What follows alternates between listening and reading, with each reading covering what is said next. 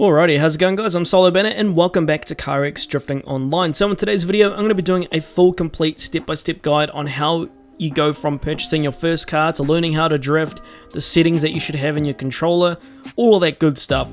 Building you up to the point where you can go ahead and finally go into those public lobbies and not be so overwhelmed and actually be somewhat competitive and start practicing day in and day out and possibly join a team if you even get good enough, right? The whole point of this game is to get you in a position where you actually feel comfortable, because if you feel comfortable, then the more often you're going to want to play this game, and the more you're going to want to experience other cars in the game as well. So the first thing you want to go ahead and do is get yourself a nice and reliable car. And the cheapest car that you can probably get in the game, which is reliable, is the Panther M5 or the Bimmy P30. These two cars are great Class 1 cars. Any car in the game can be good with a tune setup which is decent, but I would suggest going with the Bimmy or the Panther M5. Now, the three cars that you do get when you first start the game, obviously, is going to be the VZ210, the Panther M5 90S, or the Hachiroku. I do have a tune set up on my channel for the majority of the cars in the game and growing, so be sure to go and check it out. But today, I'm going to be using the Panther M5. If you want to see the tune setup for this car, there is a link in the description below. You can go ahead and watch that video, get your car tuned right, and then come back and complete the rest of this video. Okay, so once you've gone ahead and got yourself a good tune set up on your car, you've picked a car that you feel comfortable with, the next step you want to go ahead and do is head over to the game settings, and you want to remove everything off your screen that is going to be an absolute nuisance, right? There's a lot of junk that goes up on your screen, and there's some stuff you cannot remove, which is really annoying. It honestly is. So you want to remove things like your mini-map. You want to remove your, if you want to, you can change your speed unit from kilometers per hour to miles an hour. I have mine to miles an hour. You can remove your pedal indicator, your drift score counter, show distance to wall, and the inclinometer. You can remove all of that. You don't need it. It's not necessary, and it just takes up room on your screen and makes it look ugly. The next thing you want to go ahead and do is head over to your control settings, and we're going to start in the advanced section. You want to have your gearbox type to manual, your clutch to automatic, and all of these other settings that you can pretty much leave as default. Now, I can't remember if I changed these ones here, but if I did and it doesn't look the same, you can just go ahead and match them to what you see on the screen here. Okay, so the next step that you want to go ahead and do is reconfigure the layout that you get from the game for your controller, okay? Because the CarX default settings for your controller are absolutely horrendous, right? They're disgusting. So what you want to go ahead and do is head over to the control settings again, and under connected devices, go ahead and click customize. And these are the settings that you're going to want to you're going to want to run, so then you can get the most efficiency out of your controller that you're using, okay? So obviously, accelerator, RT, brake, LT, which is your left trigger, clutch, LB, because it's right above the brake, handbrake is A, there is no flasher option for console, camera, Y, restore car, click in for your right analog stick. Now, gear up is B, gear down is X, and then just go ahead and put everything else on your D-pad and you will be good to go. Okay, so now let's finally get into the drifting. So go ahead and head over to the dyno stand and go into test drive. And now you just want to go ahead and pick a really easy map that you want to try and learn on, okay? So the two maps that I would personally choose to learn on is West Coast Arena and East Toge. Alrighty, so the next thing that we're going to do is we're actually going to start drifting. We've got a good setup, we've got a good setting for our controller, everything's good to go. Now we actually have to learn how to drift. So the first thing you're going to do is you're going to head over to West Coast Arena here, and you're going to enter the... We're going to do the top or the bottom. We'll do the inside loop, okay? It's a little bit easier. We're going to do the inside loop. There's going to be no fancy initiation for the drift process. We're not going to do any clutch kicking, weight transferring, anything like that. We're just going to do a power slide. Now, power slide is where you just lose traction in the car using the power that the car has, okay? So what you're going to do is you're going to head into the corner, just like this. You're just going to drive the first lap, okay? Just so we know where we're going. And right now, I'm slightly turning to the left. You see the wheels turning to the left? Now, I'm not fully to the left. Now, that's one thing you have to be comfortable with in the game, is not being one of those players that you're all to the left or you're always all to the right. You got to be nice and smooth. It's the key of drifting, is being more smooth, okay? So to slightly pull it to the left, just a little bit. That center, that's slightly to the left. And I'm also, as you can tell, I'm not flat down on the gas. You got to control your gas as well. Sounded wrong. But once you do that, you're going to put down a little bit more power. And as you can see, if I do not adjust my steering angle, the car will spin, which is going to happen to you a lot, okay? So right there, what I did is I left the steering angle that I was using to the left, and when the car started to spin to the left, I didn't adjust it. And that's what's going to happen to you, okay? So let's do that again. So if I keep that same exact angle that I'm using to turn into this corner, when the car breaks traction, it's going to spin out. And we want to control that, okay?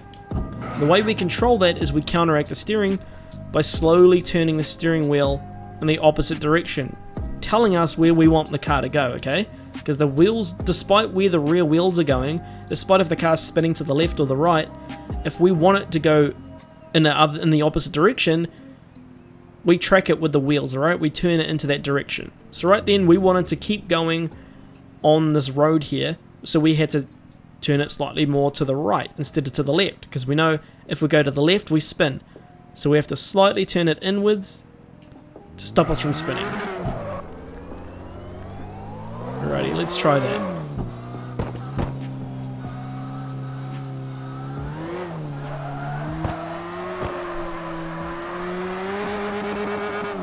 Just like that, alright? Nice and easy, and that's all you do. Go ahead and put yourself into third gear.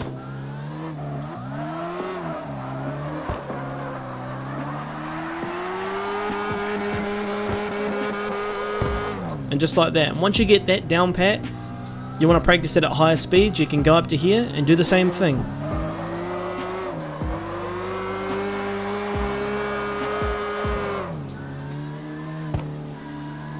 Turn in slowly. You just use your steering at the front. Turn in slowly. You can just practice the exit or the entry, because the entry is a little bit more tricky, as it will, you know, it won't want to skid up as much as if you were to exit the corner. But that's a little bit more tricky, because then you can do weight transfers to initiate it, stuff like that. You can do all sorts of different ways. Alrighty, so the next thing we're going to do is a switch. Now a switch is where you pretty much just change the direction of the drift, right? And this is going to be really, really simple. It honestly isn't that complicated at all. I'm just going to show you guys a little method that you can use to go ahead and get comfortable with switching in a really small style scenario. So we're just going to head down the straight here. We're not going to use too much power, but what we're going to do is we're just going to do something that's called like a snaky or a mungy, and every time that we change direction, we're going to hit the gas, okay? So I'm actually going to adjust this to make it easier for you guys to see what I'm doing with my pedals, with my controller. So I'm just going to put the pedal indicator on. So you can see down the bottom, the red is my brake, and the green is my gas. And that's my steering. The blue one going across is my steering. So when I go to the left, I hit that. Okay, just doing that. That's all I'm doing. So I'm going to start that.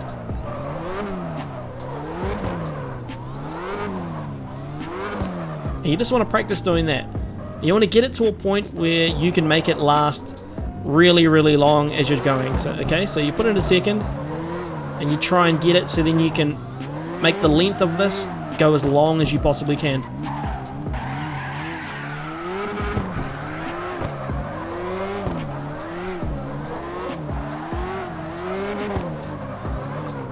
Okay, that's all you want to do. And once you've nailed that down, what we're going to do is we're going to put it into a little bit of a larger scale. And we're going to work both of the techniques into one, okay? So we're going to head into this direction behind us, and we're going to do the loop that we were doing earlier, but we're going to make a cross section through the middle of this bridge, and we're going to do a transition and then go into the other direction. It's called a figure eight. It's a really basic way of learning how to drift, and it's a great example of how you should drift. Normally you do it on a smaller scale, but the bigger the scale, in my opinion, it sometimes can be a lot easier. Okay, so we're just going to head in this direction, do the very first thing that I showed you in the video, just like this. And as soon as you get into the middle, you do the thing that we just taught you earlier, okay?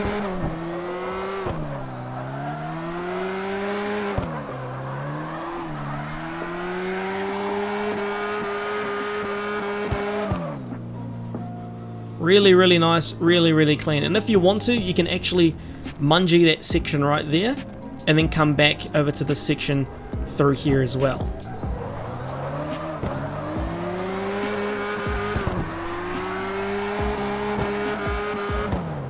And then you'll go ahead and turn around and do it all again.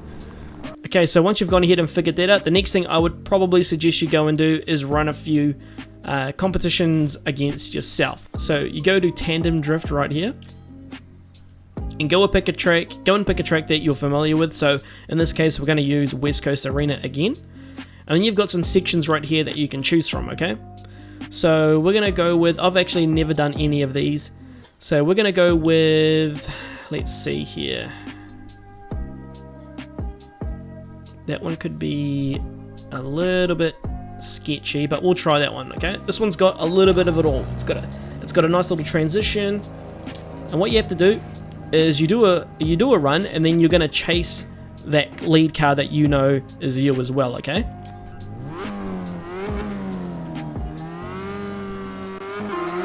And we're just going to start off with a power slide into the corner.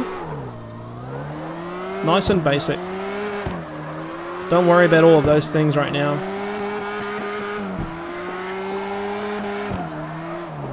Then you want to switch. And then switch again.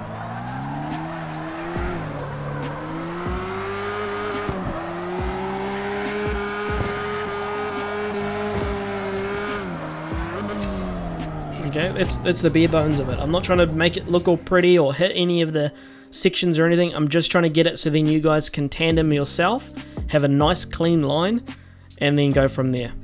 Okay, so the next one, what you're going to do is you're going to be doing a chase run. So this one you can actually restart over and over, and you can continually keep that lead car at the front, which is really handy.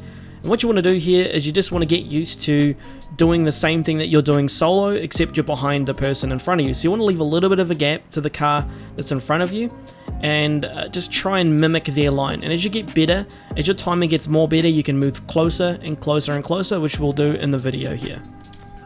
So we'll start off by giving the lead car a little bit of distance. This is what you should do anyway when you're playing online, because you don't know what the player is going to be like. You don't know if they're going to be smooth. You don't know if they're going to be really twitchy. So you use the first round just to feel them out, just to get used to where this person goes, the lines that they take. And then once you figure out where they go, how they drive, then that's when you can start getting a little bit closer onto their doors and be a little bit more competitive, okay? So then you just go ahead and hit retry second race. Use the same car. And in this run, then you can just try and get a little bit closer.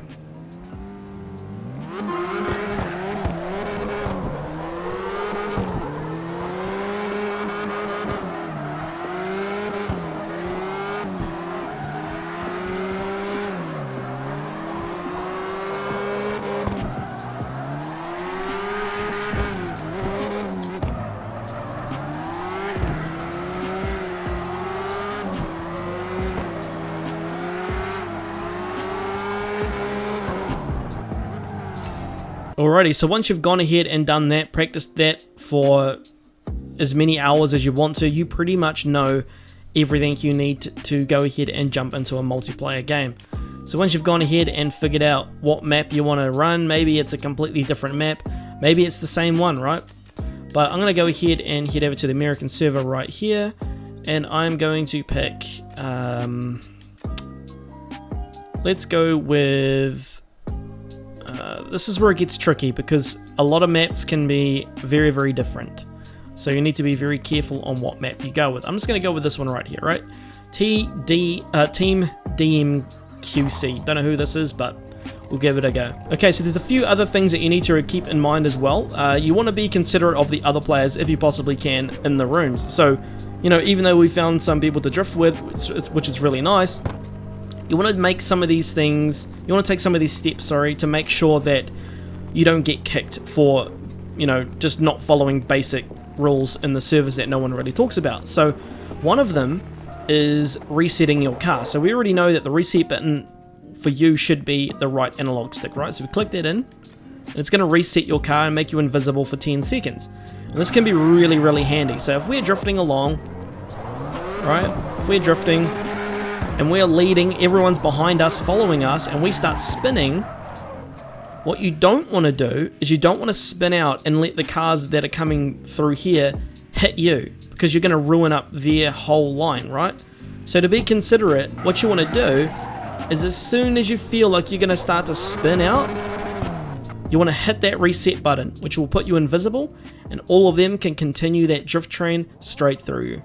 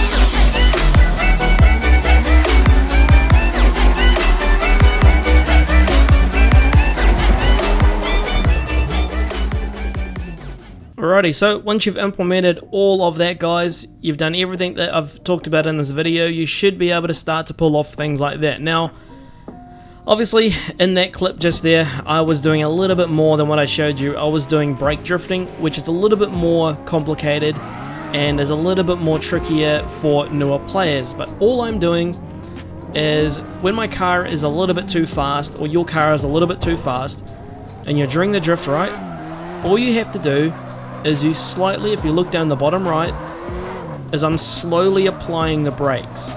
And what that's going to do is it's going to help me keep that angle. It's also going to help me slow down my car. Right, I can slow down my car.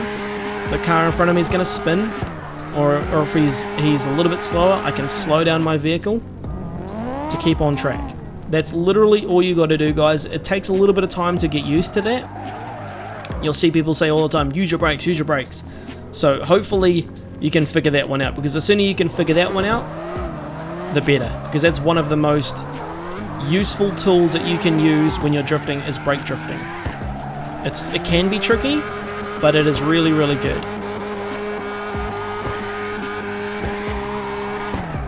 So, with that out of the way, guys, I'm pretty sure you should be all good to go now. You've got a good car, you got a good setup on your controller, you know the basics. All you got to do now is get into these lobbies and practice, practice, practice, because that's the only other thing that you really need to learn that's most important in this game, and that's practice. So, I know this was a long one, guys, but I hope that this helps a lot of you out with not just CarX, but this applies to a lot of other car games. It's pretty basic when it comes to drifting.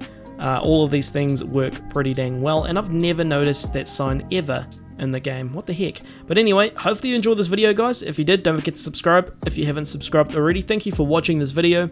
Be sure to go check out my videos on the channel. The tune setup for this will be in the comment section or the description below. And with that out of the way, guys, I'll catch you guys in the next one. Whew, that was a long video. Later.